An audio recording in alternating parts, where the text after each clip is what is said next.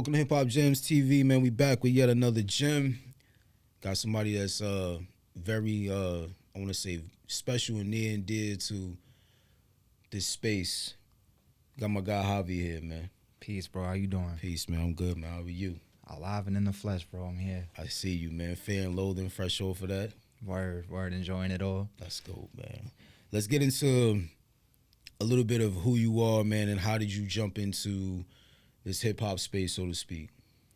Well, growing up, my parents always listened to hip-hop. They had me while they was type young, so I grew up listening to mad 90s hip-hop. My mom would clean the house to Nas tapes. My pops would pick me up and blast Cormega on my way to school. You know what I'm saying? So just that whole era of 90s shit, Wu-Tang, early Fifth, you know what I mean? Mixtape Power, the Dollar Fifth, like shit like that. Is what I grew up on. Fucking golden era, man. Word. My favorite Pops era. blasting Cormega on the way to school is next level. Yeah, that and DMX all day. That is next DMX. level. Shout out to Pops for that. That is next level, man. When did you decide that at that point for you that like, yo, I wanted to get into it, like I wanted to rap? Mm-hmm. When was that for you? Growing up, my whole life, I always seen people who was doing music and rapping, whether it be in basements or actual studios. Mm. So it was something I was interested in, and I started writing my own rhymes when I was about like 8. Yeah, I would take other people's cadences and just flip them into my own. But as I got older, it started coming into me developing my own style. Fire, you know what I'm saying? I got an interesting take on that because you listening to the artists that you was listening to coming up, writing at an early age, jumping into hip hop. Obviously, at that age, you don't know what the underground scene is. Mm-hmm. So, when did you kind of discover the underground scene and say like, all right, yo, this right here is where I belong, or this is where I don't need to be, opposed to jumping onto the mainstream level? When I started going to school, because I had uncles who would expose me to underground and hip-hops, because the 90s side was just one era of it, but then I had my uncles who would put me on to, like, Atmosphere, Immortal Technique, and stuff on that real underground level, Jedi Mind Tricks and things of that nature. So when I started going to school and seeing that my peers knew nothing about this, I was like, okay, this is a different realm of hip-hop than everything else. But this is the realm that I fuck with. You know what I'm saying? I think that's dope, and I could relate to that because me personally, that was like my story. You start to kind of realize that you are not like your peers, so to speak. Exactly. You know, you hear different music, you know, or whatever your peers is listening to at home, rather, like you ain't listening to that shit. So you kind of start to separate yourself and put yourself in a different category, so to speak, right? Yeah. So I understand that completely, you know. I think that's very interesting, and it speaks a lot to just how your music is, bro. You know what I mean? Just trying to be myself at all costs. You know what I'm saying? Which is something that in today's music game is not, it's lost. It's a lost art now. So now I got to ask you, how do you remain true to you in this space with, you got the thing with streaming now, everything is like, number wise, so to speak. So how do you stay true to you with all that's against artistry, so to speak? I feel like as an artist, the more you do stuff and release content, you start to realize what hits for people and what doesn't. So you hone in on what hits for people. But also the way I really stay true to myself is I always write and make shit that, yo, if little Javi was listening to this at 8 and 9, he would bug the fuck out. You know what I mean? If little Job was listening to this at 8 to 9, he would bug the fuck out. That's amazing. You know what I'm saying? So I just hold on to that feeling, and as long as I catch to that and give what the people need, then I'm valid. That's amazing, bro. You mentioned Ja. Yeah. Ja's in the room, ladies and gentlemen. Shout out, Ja. You mentioned Ja. Meeting Ja. How did y'all meet, rather? It's the classic story. But do tell. Basically, we went to the same college, right? Nassau Community College in Uniondale. Okay. And we always hung around the same people, and we were in the same music program for studio recording technology. So it was like some movie shit, I'm not gonna lie, but he's in the hallway, I'm in the hallway, he's with his crew, I got my crew, and they're like, yo, Ja raps, blah, blah, blah, like, you gotta talk to him, he raps. So immediately when someone tells me that they rap, I'm like, spit me a 16. And the fact that he knew what a 16 was already blew my mind. So I was like, he got it. But he spits me some crazy shit, starts rapping, wilding in this hallway. And I start doing my own thing, rapping and wilding right back. And the chemistry was formed after that. You know what I'm saying? Fire, man. Word. And shout out to Nas. So I know mad people that went there. So that's amazing, man. So at that point, you knew like, all right, I need to get next to this dude right here. I need to get next to this dude, and the more we talk those couple classes after that, the more I'm like, yo, he loves the exact same shit I do, which is rare, like you said earlier. So I'm like, I gotta stick with this dude because there's still people that believe and do this shit. You know what I'm saying? That shit is fire, man. That's what stuck out to me the most that day. That's amazing, man. Yo, that shit is amazing. Because very rarely do you hear things like that. And that's I do agree with you. That is like some movie shit. Yeah. Because like, how many times can you say like, yo, I met somebody, we in a program like this, and we like the same thing like that? So y'all been locked in ever since. Ever since. That's fire, bro. Yeah. That's an undeniable bond right there. Word. And how long after that did y'all start creating music though? Off rip, we got so many songs stashed over the years that y'all will never hear. For real? But word, yeah, we've been creating since we met that day. We've created mad songs. You know what I mean? We always tend to have a song every album he released too. And even when I released my album 111, even though he not a feature on it, he played a big part in helping me curate the project. That's like fire, in bro. terms of concept and cohesiveness. You know what I'm saying? Right, so. Right. It's ever since, bro, we've just been creating. Whether we not creating a song together, he helping me create mine, and I'm helping him create his. So y'all like working, yeah, that's amazing, Yeah, bro. That bond, it also kind of puts you in a position where people can kind of creatively like be reliable. Not reliable, excuse me. What's the word I'm looking for? Accountable. You know what I mean? So it's like, yo, when something. If you may be whatever, something may be off, he can hear, you know what I'm saying? Yeah. Or vice versa, you know what I mean? So that's fire that y'all have that bond, man. Gotta jump into Fear and Loathing. First, the name Fear and Loathing in Long Island, correct? Yes. How did y'all come up with the title for the album? Well, it's based on the book and movie. It's a novel by Hunter S. Thompson called Fear and Loathing in Long Island. And he was an author who was known at poking fun at society and being hyper exaggerated with his delivery, but nonetheless making real points and telling real stories that need to be told. So we feel like that's what we contribute to the game, and we wanted to just go full-fledged on that concept and idea. Y'all told many stories. Like I said, you know, I had my stint in LA. I lived out there for a little bit. Y'all told many stories where a lot of stuff that I didn't know. You know, Long Island is a very it's a very interesting place. To say the least. It's a very, very, very, very interesting place. Y'all came up and, you know, with these stories y'all came up with, did that influence a lot of the song titles? Oh yeah, of course. Okay. Yeah. Okay. Definitely the foundation of the album, the Long Island lore. You know what I mean? What would you say the message of the album was, like, to get out to the people? What would you say, like, yo, this was something that we wanted to make y'all aware of?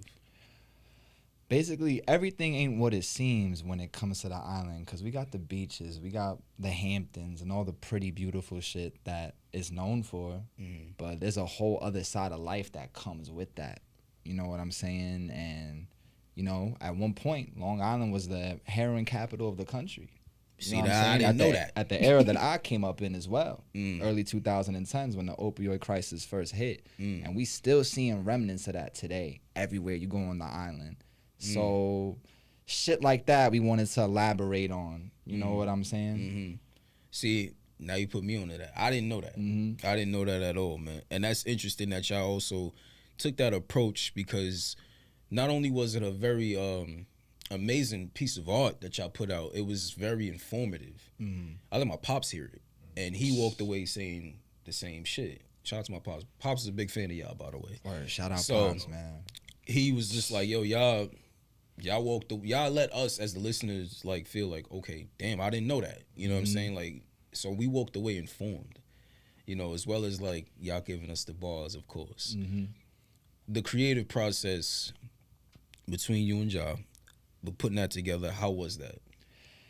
It was good, and shout out to Coach because he gave us a sense of direction on where to take the album. And when we were executing certain songs, he would just be like, "Yo, stay there. That bag you got, just stay right there." So me and Ja just went full fledged with that. And it was really just being brutally honest as possible, not giving a fuck, and keeping it simple to Shout sum out it to all Coach. up. Absolutely, man. Yeah. Shout out to Coach. So I feel like people, if you can kind of bring something out of somebody and let them know, like, yo, this is what you're doing the right thing, that really kind of fuels a project. You know what I mean? And having somebody like him there, I think is amazing. Yeah, You know, he was definitely key to Shout that out process. to Coach for that. Will we see a sequel? Because honestly, I have to ask that because when it was done, I'm like, I needed more. Pause. Like honestly, I didn't want this shit to end. So you can say no if you don't want to, if you want to. But I needed to know that. I'm like, yo, this shit, it can't. It sounded like a movie. Yo, all I'm gonna say to the people is we may not have a Long Island sequel per se, but we gonna have something in the works for y'all. That's to be determined though. Right. We got something for y'all stashed. All right, so we gonna leave it there. Then. Right. We gonna leave it there. Then. Had to ask, man. What goals will you have for yourself, man, musically? What are some things that you are looking to kind of like check off your music checklist, so to speak? Well, I'm about to get my solo album out in the next couple of months. Do we have a title? Yes, we do. The title is Death of an Immortal. Yeah. Okay. Yeah. Okay. Yeah. What can we expect on there? Very little details. You ain't gotta jump all over. In so many words, I would say just expect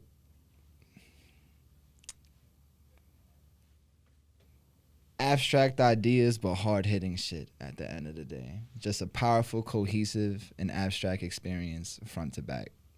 Do what you will with that, folks. Yeah. That is amazing. Yeah. Jaws on it, of course. Yeah, of course. It's somebody else y'all got in Devon Records, correct? Yep. What's the brother's name? My man KJ. KJ. Shout out to KJ. He on the tape as well. Okay. He's not in the city. Nah. He's in Atlanta. Okay. Shout out to KJ, man. Yeah. He got some shit coming out too though. He got his album Sun Don't Chill that's dropping by the end of this year, so that's gonna be dope as well. Sun Don't Chill, Fear and Loathing, Death of the Immortal, you said, right? Yeah, Death of an Immortal. Ja, you got Black Sun Tzu you had dropped. All of these names, where do y'all pull out these inspirations from?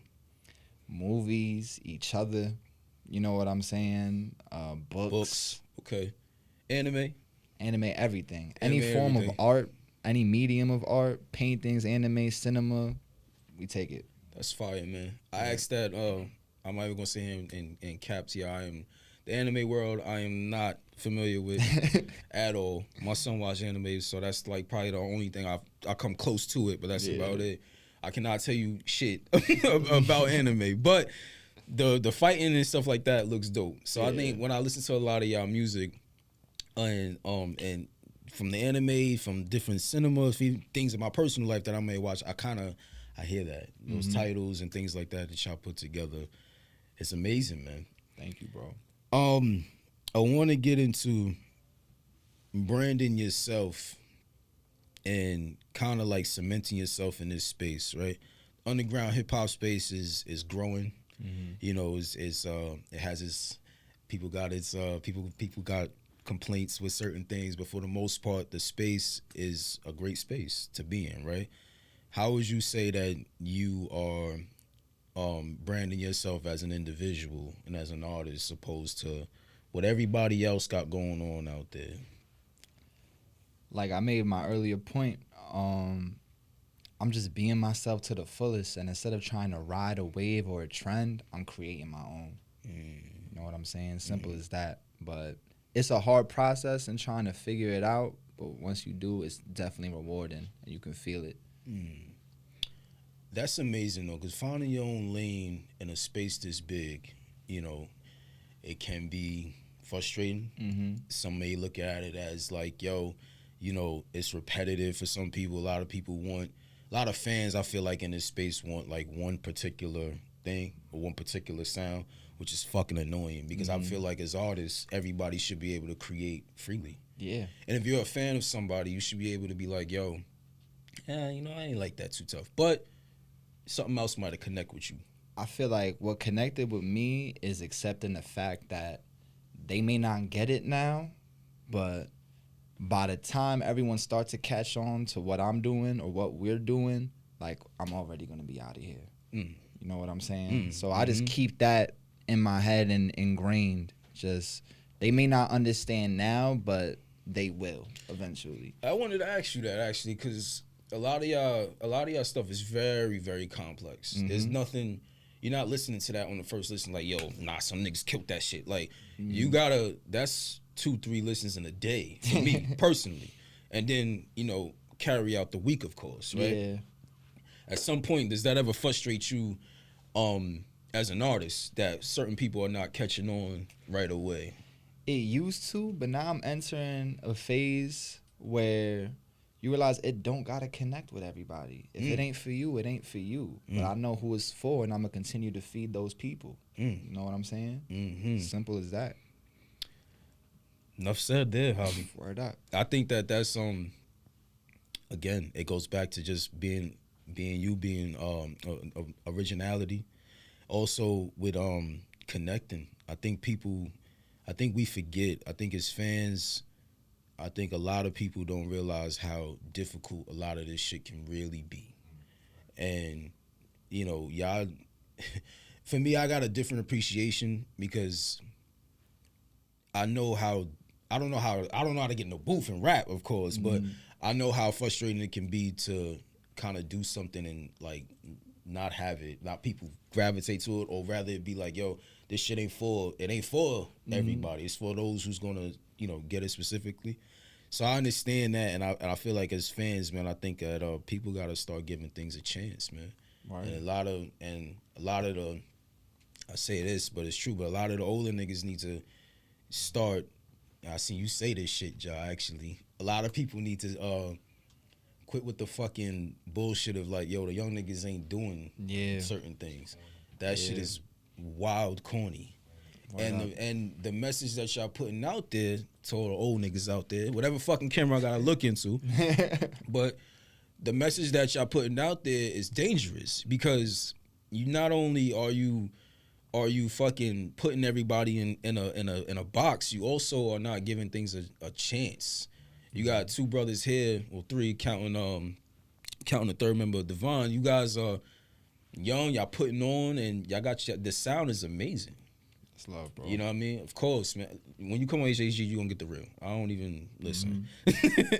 Listen, this shit is genuine. It's from the heart. I don't do none of this shit for clout. Nah, I feel I don't it. give a fuck about none of that shit. It's solely just based off just genuine and just being a fan of this music. And y'all, I feel like we need to kind of get escape from that bullshit. You know what I mean? People out here doing dope shit. Word. So yeah, man, that's my think piece on that. Javi, do you have a gem for us, brother? The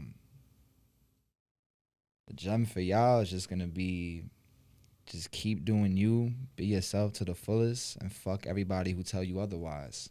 That's all I gotta say. I agree with that, man. Word. Let everybody know where they can find you. They can find the music. Yeah, you can find me Javi Darko on all platforms. That's JaviDarko. You know what I'm saying? You can find me on social medias. Same handle for everything. Nothing too complex. And yeah. Ladies and gentlemen, HHGTV. Javi's in the spot. Ja's in the spot. Yo. Y'all niggas pay attention.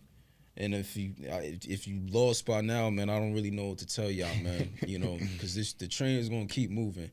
Shout out to Devon Records. Shout out to Coach, man. Big, major salute to y'all brothers. I fuck with the movement. I fuck with what y'all doing, man. So, yeah, no doubt, man. Appreciate it, I appreciate you, man. And we out of here. Yeah, love, bro. No doubt, man. What you watching? Hip Hop Gens TV?